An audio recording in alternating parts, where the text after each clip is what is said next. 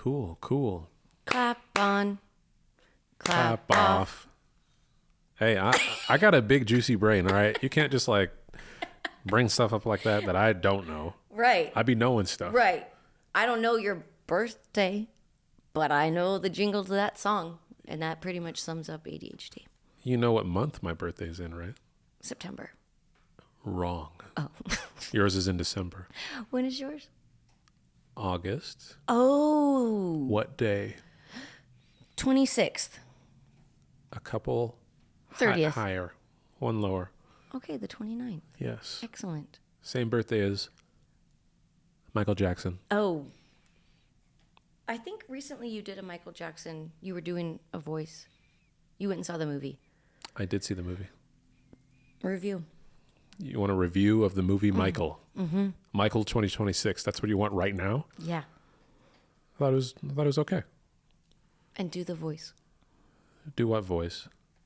The Michael voice. I don't do a Michael voice. Yes. I can, but I don't do a Michael voice. Well, but I heard you do it once before. Oh, Right after you saw it, I talked to you and you were doing your Michael voice. it was when we were in the group of those students over at oh, that's right. That's Kinley right. Yards. Yes. They all went through their names and what they like. And I didn't speak at all until that moment. I just walked in the room. Yes. And you're like, hey, everyone, this is Darrien. He's going to be filming me for something. Is it okay if you all are filmed? Great. Mm-hmm. They all know. Mm-hmm. And then they got back to writing. And then it was like, all right, let's introduce ourselves. Mm-hmm. My name's this. My name's this. Mm-hmm. And then it comes to me and I'm like, hey, guys. So, first thing I want to say is my name's Darrien. And this isn't my actual voice. Yes. I actually talk like this. They're just, what is with this guy? Luckily, the one who's sitting over here knew who I was. Yes. And I've performed with them a couple times. So they're like, oh, he's just a little jokester. Yeah. He's yeah. just A little rascal's what I'd say. You're a rascal. You are rascal. No, do you know what I am? I am a, what is it? What's the guy that you need when you're, wingman. I'm a wingman. You're a wingman. As a personality type. I mean, I guess. Do you know what I'm saying? I do. Like, you're like, oh, I don't have this. I'm like, I got it. Hey, I got a knife on me. I got a knife. Or if like somebody's like, yeah, I'm bleeding. I'm like, I'll touch it and I'll close the wound with my hand. Like I'm a wingman. Like I will come through. Do you know what I'm saying? I'll take off my overshirt, rip it, and then wrap it around your arm and then apply pressure and tell you, hey, put pressure on that, man. Hey, do that. I'll also use my headphone to be like, call somebody. That's right. Yeah, as we were talking about this the other day, that like types of different personalities, and there's a definite like personality wingman. What would you, like, I don't know which ones you looked at, these personality types, if they were Or just actual. making them up. Oh, okay. as So we then go. what am I then? Categorize me. Young wingman. I mean, if you were like, if we're gonna like put you in, I'm gonna say maybe like a disciple. You're like a disciple personality. Okay, like take that word that you just said and like describe what the hell that means. Well, first of all, outfits. You always gotta be looking good. I put that on. Okay, a little aesthetically pleasing. But it's usually always thrifted. Yeah, it is. And that's what a disciple would do.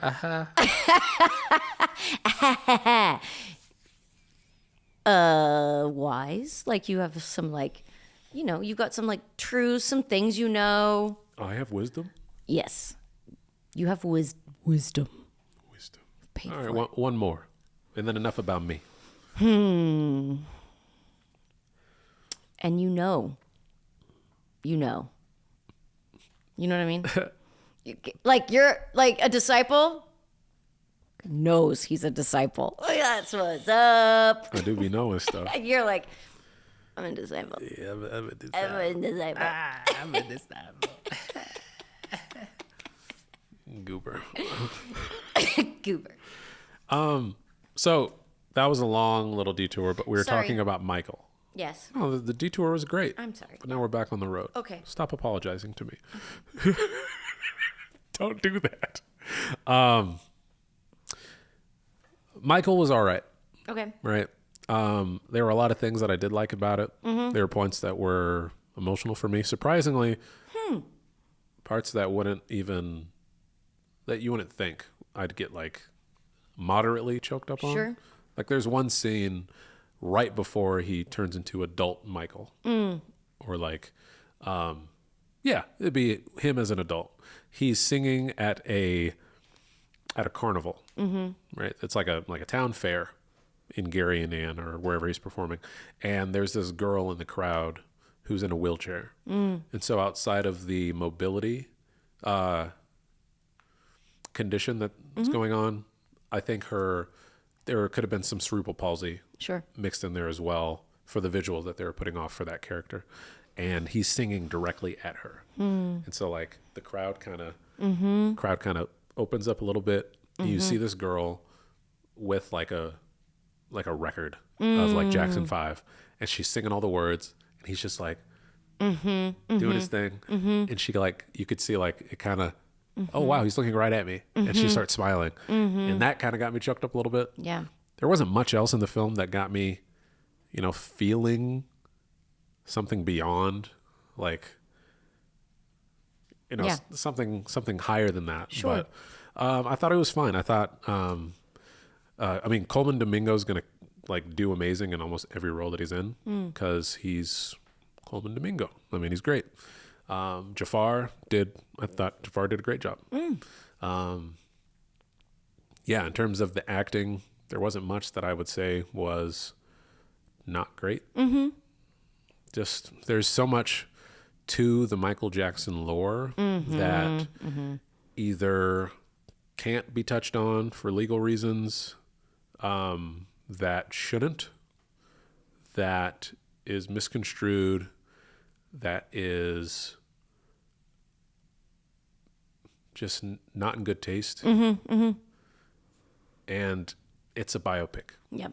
Like it's a biopic. Yeah. Like there are just natural steps within a biopic that exist. And if in 2026 we're going to get a Michael Jackson biopic, a straightforward one, this is what it's going to be. Maybe when I'm 50, there will be a version of a Michael Jackson pick that exists that Paris Jackson is on board with, that Janet Jackson is on board with, and she's actually in the film. Yeah. And like when I think of the Steve Jobs film that Michael Fassbender portrayed Steve Jobs in, that version of a biopic, in a way, I connect with more because it just took 3 days of his life throughout a span of, let's say if it was like 40 years. They used technology from this one, the camera technology, back in, say, the 80s or the 70s or whenever it was. Then they used the ones in the 90s and then the ones in the 2000s. And it was like just showing how he interacted with his daughter during those. It felt more intimate. Yeah. It didn't feel like this huge, large thing. Like if it was Michael Jackson doing his warm-ups for each of these days, that may have a different feeling versus, I got to tell everything that happened to Michael. Right? Yes. Like there's one point in the movie where it's him going over the dance steps for Beat It.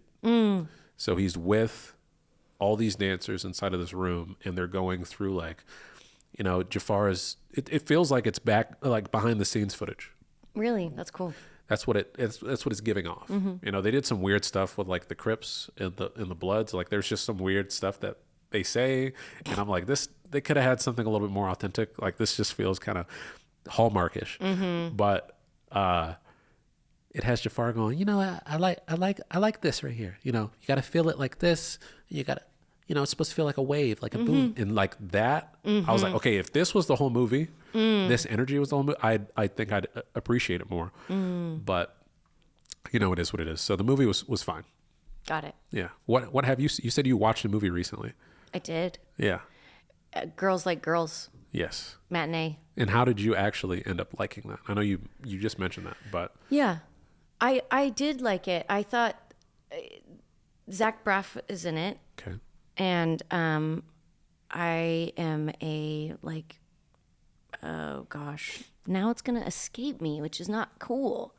But that's a great soundtrack. I love when movies have great soundtracks. And the movie I'm thinking of is Zach. I'm looking to you to fill in. Zach Braff. And Natalie Portman. Yes. Called Garden State. Garden State. Is that the movie? Yes. Damn, I'm good. You are so good. I was like, what are you talking about? Scrubs? No, not Scrubs. Garden State is one of the best movies, in my opinion. It's like one of my top 10 favorite movies. And the soundtrack just it is up there too. It's like one of the best albums. And that film was punctuated by fantastic music and music that was like nostalgic for me. A lot of it. There was some new stuff, but there was a lot of like nostalgia that I was like, I immediately just connect with this in a different way. I will say though, they needed help in the costuming. Okay.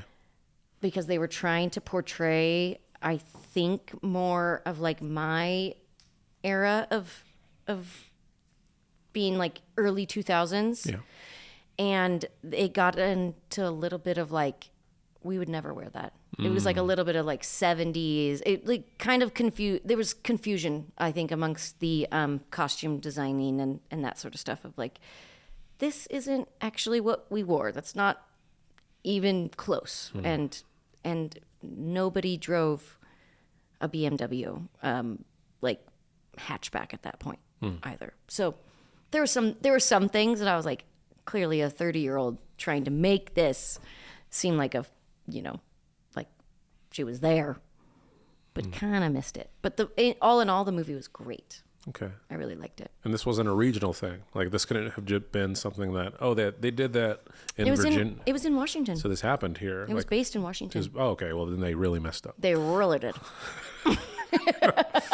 Well, dang. Yeah. I was trying to give them the benefit, but some of the like they use these old bikes, like the Schwinn bikes, like not like the 90s like Walmart bikes, but like old Schwinn bikes, but all of the kids rode those. I'm like, brother, we didn't have banana seats. We had I'm sure they were called Vipers or something. Something like that. Yeah. Something trying to look edgy, trying to look futuristic. Monarch or something. I don't know. Some bullshit. My kids asked me the other day if I had ever had the moon boots. And I did. Talking about the Napoleon Dynamite moon boots? No, not the moon boots. The squishy ones that go up and down. You put your feet in them, and they were bouncy. Trampoline? Yes. And I didn't have them, but my cousin Marshawn had. I did. Yeah. I got them. I touched the mic on accident. Don't. Oh, on the mic. On the mic. It's a baby. Don't touch it. I held a baby. When? Recently, within the last week. Wow. Yes. Did you smell the baby? I was smelling the hell out of that baby. Oh, yes. Fresh baby scent. Incredible. Get a hit. Get a hit. Get a hit of this baby, dog. Get a hit of this baby's head, dude. It's rare that I'm holding a fresh baby, right? This baby has been breathing in like earth oxygen for like less than 2 weeks, less than a week, I think. Okay. It's Jasmine's youngest brother, his baby. Okay. So him and his wife recently had their first son. And what's up? This will be your nephew. My nephew. In-law? Yeah. Yeah. Yeah. It's her nephew. Yeah, but it's and then by you guys law, are getting married, so that's when. Facts. Yeah. Yeah. So I'm like holding him. I have a pillow, and then I have him. And we're just watching. Well, I'm not watching it, but so the wife, like the mother of the baby, his wife, you can tell a story. Their mom. I'm just like trying not to use names when I probably could, but I don't want to. Okay, got it. So like his mother's mom, so the grandma, this baby, okay, is watching Law and Order. No, watching the FIFA. Yeah. The World Cup. Got it. Something that I don't care about. Sure. So she's watching that, and I'm just like sitting there, just like, this baby's head is mushy. I could feel areas of skull. And then just mushiness. Yeah.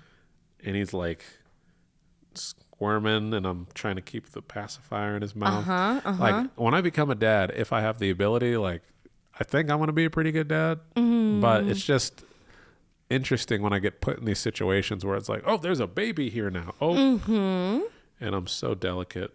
And I'm just like, he keeps kicking me in the chest. With his little baby feet. Little baby feet. Okay, keep the pacifier in his mouth. It's got the little lip on it. And I'm just like, and then he's like, oh, he accepts it. It's like, okay. Oh, wait. Okay. And so, yeah, just held a baby. That's so sweet. I held him like the whole time. I didn't share him at all. Oh. It's like, y'all get him all the other times. Yeah. Give me that baby. Yeah. Jasmine held him for a little bit, but then I was like, give me that baby. Do you know why I love holding babies? Is you described it, but it's like you're so glued into the moment. Nothing really exists that was or that could be. You're just like, this is my only job right now. Like this is all there is. It's just so you're glued to the moment. And even as kids get older and you're not necessarily holding them, but they're just like, watch me, look at me, watch this. It's like they just want you to. They just keep basically saying, come back to this moment, come back here right now, watch me do this. And it's like an unending invitation to the present. They're present. They're present. Not yours. I actually would love to be doing dishes sometimes. I don't want to watch you. Unless you're going to join me. Yeah. I don't want to watch dishes. Well, then go do what you were doing with either yourself or with said sibling. Like, I made 3 of y'all so that y'all could play. 4. I made 4 of y'all so y'all could. I was even using you as an example. Oh, my bad. I made 12 of y'all so y'all could go play. Go do that while I do some work. Yes. I had to push all y'all out. Yes. Now I'm trying to push these dishes in the sink. And you really distracted me right now. Yeah. Ah. Yeah. So you want to be a dad? I think it would be natural. I feel like I naturally could be a dad. And there are things that I want to break, like in terms of generational patterns, like things that my grandfather would do, things that my grandmother would do, things that my father would do, my mother, you know, the periods of time where I lived or visited either of them. It's like stuff that I would interpret my aunt doing, right? What my friends' parents would do, what my friends would do to their parents or at their parents, and how I would choose to respond. It's like I have all this stimuli and all this intel of like, okay, this is what I think I would do now. Like a lot of my friends right now who are my age or older have had kids or they've had several kids. Whether those children are from birth or have been out of adoption or whatever pathway, right? And some of those children are older than 10. And it's like they've been through a lot of the stages that a kid's going to go through before they become an adult who's going to leave the home. And I don't think anyone goes into it thinking that they're going to be bad or that they're going to do bad. Yeah. Right? I don't think or that they want to do bad. I think that's really what I'm getting at. Yeah. No one's like, hey, man, I'm ready to mess this up. let's just traumatize this kid. But it's like I see patterns, right? I see patterns and I'm like, regardless if you are really affluent and you have all the resources in the world, that doesn't guarantee that you're going to end up guiding this soul that's in a vessel to do great things or to think in a way that's great or to behave in this world in a way that allows other people to still hold on to their own autonomy. It's like look at me. If I look at all of the things that have happened, like any one of those could have removed me off of this trajectory to whatever. I don't know what that's going to be at. I don't know where I'm going to be. I don't know when I'm going to die, but like, I think that going into parenthood, I think that right now, mentally, ethically, I think I'm set up to try and do great with it. Because my parents, my grandparents, like a lot of people I know, a lot of it's unplanned. Yeah. I was just going to say the word that's coming up for me is like the intentionality behind it. It's like that makes all the difference. So I think I didn't start out that way, but I've certainly became an intentional parent. Some of that I kind of had to with having a special needs son, and then just found more joy in that way of like, it's not happening to me. My kids did not happen to me. They happened through me, and I can make it kind of be for me in a lot of ways, because like you said, ending and breaking things that were passed on, it's healing for me. It's healing for me to be the mom that I always wanted. It's healing for me to be the parent that I so desperately needed. So like I don't do it so that I get something out of it, but inherently that's how the math on love works. Is like I give it away, and it's given back to me in, ad infinitum. Like there's no measuring of it, but it was a surprise to me how healing it would be to become a parent. So, yeah, I think you're going to be a great dad. I do. What are the things that you're interpreting or that you're seeing within how I exist right now that would attribute me to being a good dad? I mean, the word, I already said it, was like intentional. I mean, I think you're a very thoughtful, intentional person. You don't do things if they're not, like, I think to a certain degree of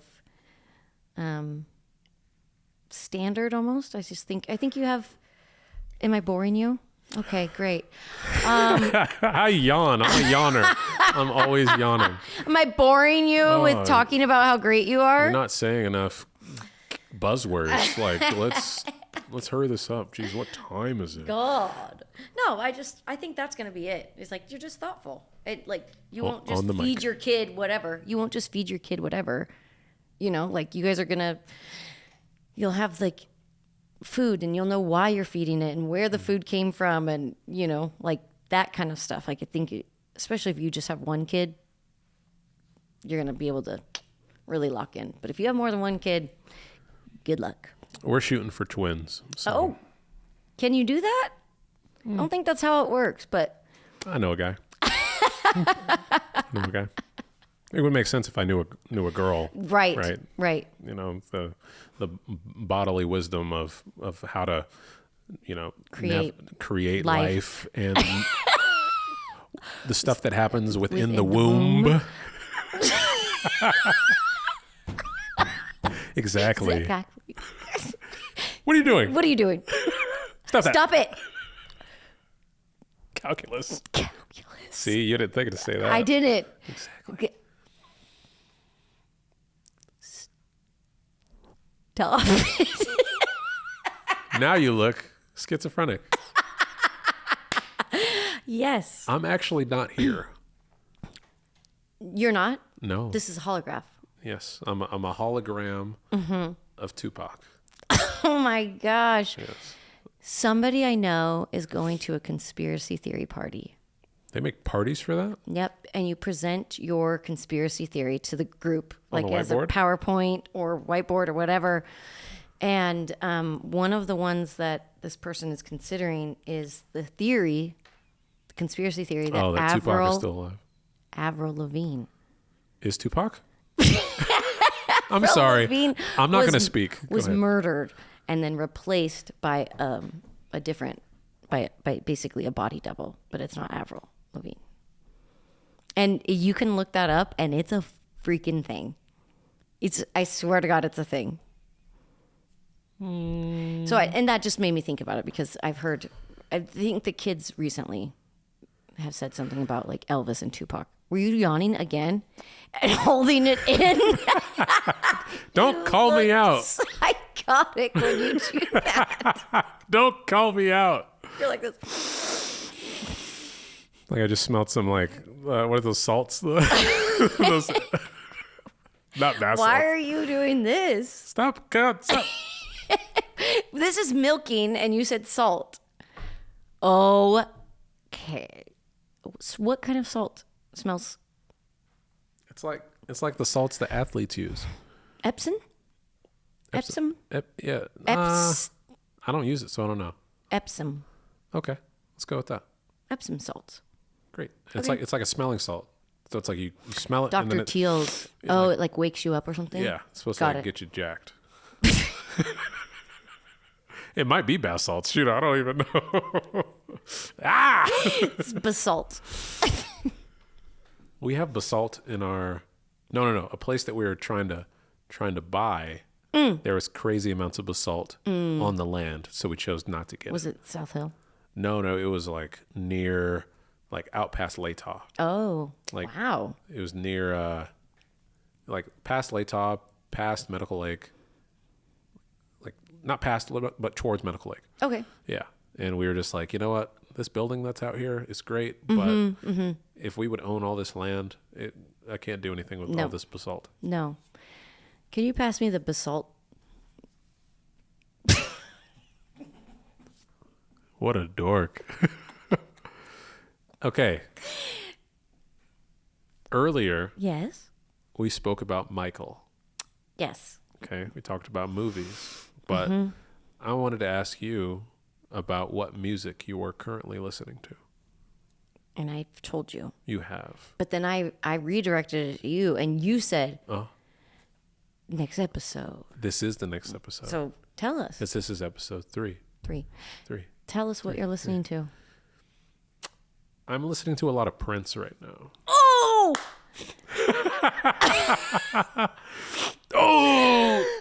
You acted like you were surprised when we've spoken about I Prince. know. I know. But I'm always that happy to talk about Prince. You a wingman. I love exactly. See how I just came through for you? You did, but you already you faked. I didn't fake reaction. it. I didn't fake it. You That was my probably didn't. genuine, honest to God reaction. Oh! Prince. Prince. Why is Prince like? I know why I'm listening to Prince, but like, what gives that type of reaction to some Prince? Like, why? Okay, first of all, Prince confused me when I was like younger, and just I'm like, he wears makeup. What kind of confusion? Exactly. Wears makeup. I'm attracted to him. But he's a man, He's a dude. but he wears makeup. So he's kind of pretty. He's pretty. So there was that. And then, and I know Prince fans don't like this, but I loved Purple Rain as a child. I wasn't old enough to probably get a lot of what was going on, but it was a movie that I owned on VHS that I watched a lot. And it's also a song that my mom and I like sing to and share. So it's like, it's all very just nostalgia for me. Like it just makes me feel like sentimental. But anytime I put it on, it also just makes me want to freaking dance. I just feel it everywhere in my body, and I have to do something about it. Have you taken the Prince deep dive? I have not. Like when you think of Prince, do you mainly think of 1999, Purple Rain, and the song Kiss? Yes, but I would also add to that. Raspberry beret, can't you find at a secondhand store? I think I love you. What album is that off of? No clue. What's the name of the song? I think it's Raspberry Beret. Isn't it? Raspberry Beret. Okay. I'd have to look up that one within my deep diving. Okay, so tell me. Well, because as you know, as I've spoken about on this, I'm a vinyl DJ. Yes, you are. And so I've been in the process of like taking albums and actually listening to them all the way through. Wow. which a lot of people currently do not do. People listen to singles, whatever. That's just not where I'm at, right? I went back to the album For You, which was a gift from a buddy of mine when he was in Dallas. So he gave me Prince's first album. I found Prince's solo titled album, which was his second. Dirty Mind, I'm still looking for that one. Let's see. Anybody out there got Dirty Mind? You can send Darrien. Bring it my way. We got Controversy. My grandparents had that one. Wow. So I have it already. Wow. 1999. I found that one recently. Great album. Purple Rain, of course. Everyone knows about Purple Rain. We got Love Sexy. Wonderful. Alphabet Street is a banger for me. Wow. There's so many albums that I'm in the process of learning about. So we also got Sign of the Times, which there's a song on there called Housequake that I have never heard until within the last month, right? I was obsessed with it. I was driving Jasmine crazy. I love that song so much. Also on the second, on disc 2 of that project, there's another song called If I Was Your Girlfriend. And it makes me cry. I was downstairs at the Chameleon playing for the Great P&D and the Rainier event. They had their 10-year... P&D or P&W? P&W. Okay. Yeah, I'm tripping. I just want to make sure that we were... The Great Party Next Door. That's not what I was thinking, but go ahead. He's in Spokane. I think he's in Canada. So the Great P&W and the Rainier event. Yeah. I was DJing the first leg of the downstairs show, and I accidentally played this track by Aretha Franklin. I just threw it on for the sound check, and then I skipped to track 4. So I was playing Rocksteady. I had some bass in there. It's funky. Boom, boom, boom, boom. I'm playing that, and then I skip over to track 4 or 5, and I'm I don't know what this is, but let me just start. And it had a groove that I look over at the guys who are doing merch, and I'm I feel like this is a present song. I feel like I'm here. I feel like this is a great way to just start it off because no one's even come down yet. It's just people are still kind of getting set up, getting ready. It was the right speed, and so I play that, and I went off of that vibe for say 45 minutes, 30 minutes to 45. And I played this song by Prince that I heard a moment of in the car on the way there. Because I was I haven't heard this album, but let me skim it real quick. Sure. I know Housequake, but let me skim. And I found If I Was Your Girlfriend. And I was it's kind of hard. And I played it, and something about the way that I transitioned it and right in the moment that it dropped, I just lost it. I'm up in this bird's nest, just kind of, no one really knows I'm up there. People that come down the stairs, they have to intentionally look at it to be oh, there's Darrien. Yeah. But otherwise it's just music being played. Yeah. And I'm just up there just trying to hold it together.